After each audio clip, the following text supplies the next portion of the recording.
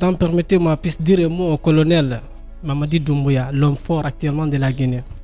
Un coup d'État n'est qu'une conséquence. Il y a la cause qui vient par après.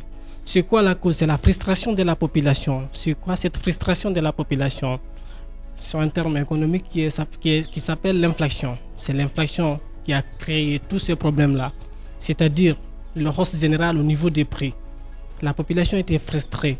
Les prix sont augmentés. Les prix des transports, les denrées de première nécessité. Et le colonel Doumbouya a senti que la population est frustrée. Quand il passe à l'acte, il sera soutenu par la population. Et il n'a pas tardé à faire ce qu'il veut. Et il a fait sa récit. Et vraiment, on apprécie ce qu'il a fait. Oui, je peux dire, pour un début, c'est la frustration de la population. Vous avez vu, lorsqu'Alpha Condé a été enlevé, comment la population était contente. Les gens sortaient dans la rue, manifester leurs sentiments.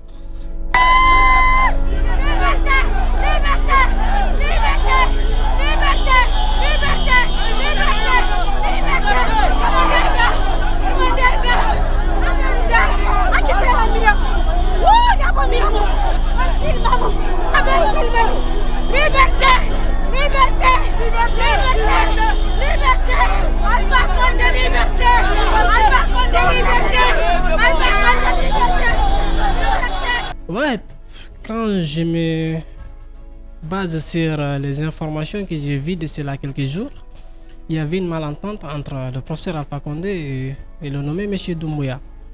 C'est quelque chose qui était prévisible. Parce qu'Alpha Condé, à un certain moment, était très réticent envers le colonel Doumbouya.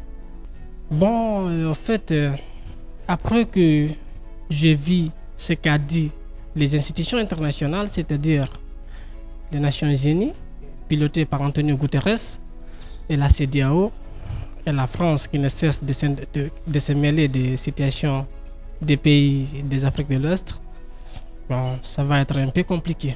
Mais il y a un mot qui m'a vraiment donné envie. C'est le fait que M. Doumbouya a dit on apprend de l'histoire. C'est quoi apprendre de l'histoire? Il a vu ce qui s'est passé par rapport à Dadis. Maintenant, quand il dit qu'il va apprendre de l'histoire, cela veut dire qu'il va essayer de faire pour que les choses ne se répètent pas de ce qui a été fait. L'économie guinéenne, récemment, j'ai regardé l'intervention de M. Aliouba, un opposant de la Guinée. C'est ce que je disais. Et encore, j'ai vu des articles qui ont été publiés par celui d'Alain Diallo. Je vis que les prix ont augmenté, les transports ont augmenté. La population souffre. La population cesse de souffrir. Il y a une portion de la population qui s'accapare des biens publics et l'autre population souffre. On prend en Guinée, c'est 25% ou 15% de la population qui sont dans le gouvernement avec Alpha Condé qui sont errés. Les 75% ou 85% de la population souffre. Et une pauvreté sévère ou la sincérité de la pauvreté se manifeste en Guinée.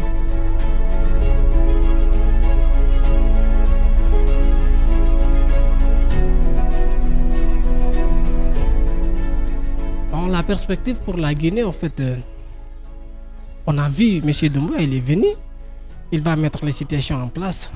Il n'est pas que colonel, il est vraiment quelqu'un de lettré, il connaît les choses. Et maintenant, quand la population est contente, elle aura envie. Quand la population a envie, elle va travailler. Quand la population travaille, il y aura la production. On va craindre que la Guinée ne soit pas laissée isolée telle qu'elle est. Mais à un certain moment aussi, l'isolation, quand il y a la solidarité dans la nation, l'isolation aussi, ça ne va pas nous envahir. Oui, la population, la communauté internationale a un mot dur. Pourquoi? Parce que tout simplement, la communauté internationale, elle est là pour régulariser. Maintenant, quand on parle d'un coup d'État, ce n'est pas régulariser, c'est quelque chose de dissolution d'un gouvernement qui n'est pas souhaité. Mais vu la situation actuelle de la Guinée, il fallait, c'était le moment, c'est le temps. Mais il faut que la situation internationale parle. Ne serait-ce que si ce qu'elle dit sera accepté ou pas. Mais c'était le moment de faire ce que M. Doumbouya a fait. C'était inévitable. Oui, Dakar peut jouer. Parce que tout simplement, en économie, on parle de la coopération. Et Alpha Condé avait freiné la coopération avec le Sénégal. De ce fait, il avait fermé les frontières. Quand on ferme les frontières, il n'y a pas de communication. L'économie ne sera pas articulée. Et maintenant, la plus grande partie de la Guinée s'autosuffise de l'agriculture. Je suis du nord, de Mali, de la baie, On cultivait, quand on cultive, on ne pouvait pas amener ça au Sénégal. Ce que les gens cultivaient, ça restait là-bas, ça pourrissait dans le vide. Et maintenant, quand ils viennent vendre ça ici, ça va faire un gain de cause quand même. Bon, à la jeunesse guinéenne, je voudrais qu'ils fassent des manifestations pacifiques, non violentes, rester au calme. S'il y a quelque chose qui peut aider un pays, ce n'est que l'éducation. Nous devons nous accenter sur l'éducation. Sur ce point-là, je suis très peu optimiste sur ce qui se passe actuellement dans mon pays, la Guinée. Ben là, je reste quand même optimiste et attendre la suite des choses. C'était bien prévisible vu que ça fait quelque chose de 12 ans, 11 ans peut-être depuis que Alpha Condé il est là au pouvoir. Il a fait le troisième mandat par un forcing, un troisième mandat qui n'a pas été approuvé par la population, dont lui-même il dit qu'il a été approuvé par la population, tandis que ce n'est pas le cas. C'est pas le cas. C'est pas le cas. La majorité de la population n'était pas pour le troisième mandat en Guinée. Sur ce point-là, quand même, je suis très optimiste du fait que la Guinée ne va pas être comme au Mali là-bas, parce que là, c'est pas la première fois qu'on a un coup d'État en Guinée, mais bon, un coup d'État tandis que le président est vivant, c'est pour la première fois. Ben là, je suis optimiste parce que déjà le colonel Doumbouya il nous a dit que il ne va pas faire les mêmes erreurs qu'a fait ses prédécesseurs, qui sont les Dadis et autres. Parce que depuis Lansana Conté, lui, il a fait un coup d'État. Dadis, il est venu au pouvoir par un coup d'État. Le colonel Doumbouya, il vient au pouvoir par un coup d'État, bien sûr, mais il a plusieurs leçons à tirer du passé. Sur ce point, la communauté internationale, nous, on n'a pas trop confiance en eux, parce que